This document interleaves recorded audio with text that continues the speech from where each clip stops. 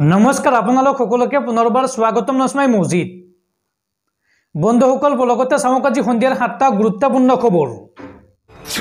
প্ৰথমটো খবৰ, ৰাজ্যৰ লাখ লাখ ছাত্ৰীলৈ ভাল খবৰ। ৰাজ্যত শুভাৰম্ভ কৰা হ'ল মুখ্যমন্ত্ৰী নিযুত মইনা আঁচনি। নিযুত মইনা আঁচনি শুভাৰম্ভ কৰি মুখ্যমন্ত্ৰী হিমন্ত বিশ্ব শৰ্মাৰ কেইবাটাও বৃহৎ ঘোষণা। প্ৰতি মাহৰ 11 তাৰিখে ৰাজ্যৰ লাখ লাখ ছাত্ৰীৰ বেংক একাউণ্টত জমা হ'ব চৰকাৰী ধন। আৰম্ভ হ'ল মুখ্যমন্ত্ৰী নিযুত মইনা আঁচনি। এই আঁচনি শুভাৰম্ভ কৰি মুখ্যমন্ত্ৰী হিমন্ত বিশ্ব শৰ্মাৰ কেইবাটাও বৃহৎ ঘোষণা। প্ৰতি মাহৰ 11 তাৰিখে বেংক একাউণ্টত সোমাব চৰকাৰী ধন। হায়াৰ ছেকেণ্ডাৰীৰ পৰা স্নাতকোত্তৰলৈ ছাত্ৰীয়ে পাব চৰকাৰী ধন। গৰম বন্ধৰ সময়ত এই ধন নাপাব। বিদ্যালয়ত অত্যাধিক অনুপস্থিত থকা ছাত্ৰীয়ে নাপাব এই ধন। লগতে স্নাতক পৰ্যায়ত বিয়াত বহা ছাত্ৰীয়ে নাপাব এই নিযুত মইনা আঁচনিৰ ধন। আৰু স্নাতক পৰ্যায়লৈ বিয়াত নবহিলে লাভ কৰি থাকিব এই ধন। ৰাজ্যৰ মুঠ 1,59,093 গৰাকী ছাত্ৰীৰ বেংক একাউণ্টত সোমাব এই নিযুত মইনা আঁচনিৰ ধন। হায়াৰ ছেকেণ্ডাৰী প্ৰতিগৰাকী ছাত্ৰীয়ে মাহেকত লাভ কৰিব 1,000কৈ টকা। স্নাতক পৰ্যায়ত প্ৰতিগৰাকী ছাত্ৰীয়ে প্ৰতিমাহে লাভ কৰিব 1,250 টকাকৈ। আৰু স্নাতকোত্তৰত অৰ্থাৎ MA পৰা ছাত্ৰীয়ে লাভ কৰিব 2,500 টকাকৈ। আৰু এই আঁচনিৰ অধীনত ৰাজ্যৰ 10 লাখ শিক্ষাৰ্থীক সামৰি লোৱাৰ লক্ষ্য ৰাজ্য চৰকাৰৰ। নিযুত মইনা আঁচনিৰ লক্ষ্য কি বা এই আঁচনি অসম চৰকাৰে কিয় আনিছে চাওঁ আহক। কন্যা সন্তানক উচ্চ শিক্ষিত কৰাৰ লক্ষ্য ৰাজ্য চৰকাৰৰ। আৰু বাল্য বিবাহ ৰোধ কৰিবলৈ এই পদক্ষেপ গ্ৰহণ কৰিছে চৰকাৰে। নিযুত মইনা আঁচনি শুভাৰম্ভ কৰি এইসমূহ বৃহৎ ঘোষণা কৰিছে ৰাজ্যৰ মুখ্যমন্ত্ৰী হিমন্ত বিশ্ব শৰ্মাই। পৰৱৰ্তী খবৰ, মিয়াসকলৰ মান সন্মান নাই নেকি? মিয়া কোন চিনিলক শৃংখল চলিহাই। মিয়াক উচুতাই নিদিব, মিয়া এটা জাতি হয়। উজনি অসমত মিয়া শ্ৰমিকক কাম কৰিবলৈ নিদিয়া শৃংখল চলিহাক এই হুংকাৰ অসম সংখ্যালঘু সংগ্ৰাম পৰিষদৰ। সংখ্যালঘু সংগ্ৰাম পৰিষদৰ নেতাক আটক কৰাক লৈ এইবাৰ হুংকাৰ দিছে অসম সংখ্যালঘু সংগ্ৰাম পৰিষদে। শীঘ্ৰে আটক কৰা 2 নেতাক মোকলাই দিয়াৰ দাবী সংগঠনটোৰ। উজনি অসমত মিয়া শ্ৰমিকক কাম কৰিবলৈ নিদিয়া শৃংখল চলিহাকো হুংকাৰ দিয়ে সংখ্যালঘু সংগঠনটোৱে। সংগঠনটোৰ মন্তব্য, আমি মিয়া হৈ জন্ম লৈছোঁ কাৰণে আমাৰ মান সন্মান নাই নেকি? আমিও মানুহ হয়। এই অসমখনক আমিও ৰক্ষা কৰিছোঁ। অসমৰ ভাষা সংস্কৃতিৰ কাৰণে আমাৰ মানুহ শ্বহীদ হৈছে। 100 বছৰ হৈ যোৱাৰ পিছত আমাক অসমীয়া হিচাপে গ্ৰহণ কৰা নাই। আমাক মিয়া বুলি ক'লেই বাংলাদেশী বুলি কয়। বুৰঞ্জী পাহৰি আজি এটা জাতিৰ ওপৰত টাৰ্গেট কৰিছে একাংশ লোকে। শৃংখল চলিহাই মিয়া কোন ভালদৰে চিনি লওক। অসমৰ পৰিস্থিতি ভয়াৱহ কৰি তোলাৰ হুংকাৰ সংখ্যালঘু সংগঠনটোৰ। মিয়াৰ গোন্ধ ওলালে মিয়াই বেয়া কাম কৰিলেহে দেখা পায়। খিলঞ্জীয়াই ভুল নকৰে নেকি? মিয়াক উচুতাই নিদিব, মিয়া এটা জাতি হয়। মিয়াক টাৰ্গেট নকৰি 4 ঘণ্টাৰ ভিতৰত মুছাব্বিৰ আহমেদ আৰু মঞ্জিৰুল ইছলামক মোকলাই দিয়াৰ দাবী অসম সংখ্যালঘু সংগ্ৰাম পৰিষদৰ। উল্লেখযোগ্য যে মিয়া শ্ৰমিকক উভতাই পঠিওৱাৰ বাবে আৰক্ষীয়ে আটক কৰিছিল 2 সংখ্যালঘু নেতাক। আৰু ইয়াৰ পিছতে এই হুংকাৰ দিছে অসম সংখ্যালঘু সংগ্ৰাম পৰিষদে। পৰৱৰ্তী খবৰ, মধ্যপ্ৰাচ্যৰ মহাযুদ্ধক লৈ ডাঙৰ খবৰ। মহাযুদ্ধত এইবাৰ ইৰাণৰ পক্ষত থিয় দিছে মহাশক্তিধৰ ৰাছিয়াই। ৰাছিয়াই ইৰাণৰ পক্ষ লোৱাৰ পিছতে শংকিত হৈ পৰিছে ইজৰাইল। লগতে ইজৰাইলৰ বিৰুদ্ধে সৰব হৈ পৰিছে ফ্ৰান্স আৰু আমেৰিকা। আৰু পশ্চিমীয়া দেশসমূহেও ইজৰাইলক সহায় নকৰিবলৈ আহ্বান জনাইছে।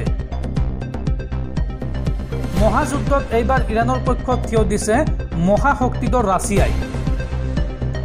ৰাছিয়াই ইৰাণৰ পক্ষ লোৱাৰ পিছতে শংকিত হৈ পৰিছে ইজৰাইল। ইজৰাইলক প্ৰতিৰোধ কৰিবলৈ ইৰাণৰ পক্ষত ৰাছিয়া। ইৰাণৰ প্ৰতি মুকলিকৈ সমৰ্থন আগবঢ়ালে ৰাছিয়াৰ ৰাষ্ট্ৰপতি ভ্লাদিমিৰ পুটিনে।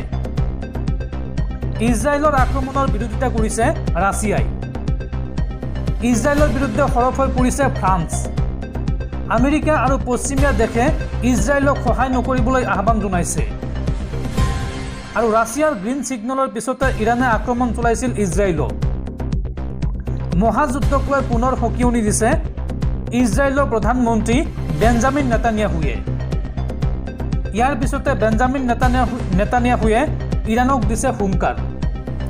ইজৰাইলৰ পক্ষত থিয় দিয়ক সকলো সভ্য দেশসমূহে। সভ্য দেশক আগবাঢ়ি আহিবলৈ আহ্বান জনাইছে ইজৰাইলৰ প্ৰধানমন্ত্ৰীয়ে।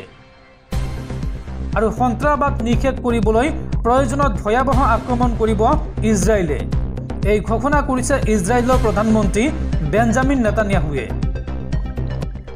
দৰ্শকসকল, আৰু বহুতো গুৰুত্বপূৰ্ণ খবৰ আছে।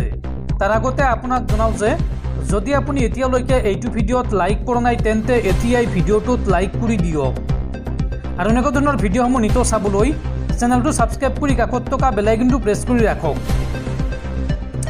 পৰৱৰ্তী খবৰ, ৰাজ্যৰ ৰাজনীতিৰ আন এক ডাঙৰ খবৰ। BTRত BPF আৰু UPPL একজোট হ'লে বিপদত পৰিব বিজেপি। BTRক লৈ বিজেপিৰ পৰিকল্পনাত চেঁচা পানী ঢলাৰ সম্ভাৱনা। প্ৰমোদ বড়োৰ UPPLে বিজেপিৰ বিৰুদ্ধে ষড়যন্ত্ৰ ৰচাৰ অভিযোগ। বিজেপি আৰু UPPLৰ মিত্ৰতাত সন্দেহ আৰু সংশয় আনিলে BPF প্ৰধান হাগ্ৰামা মহিলাৰীয়ে।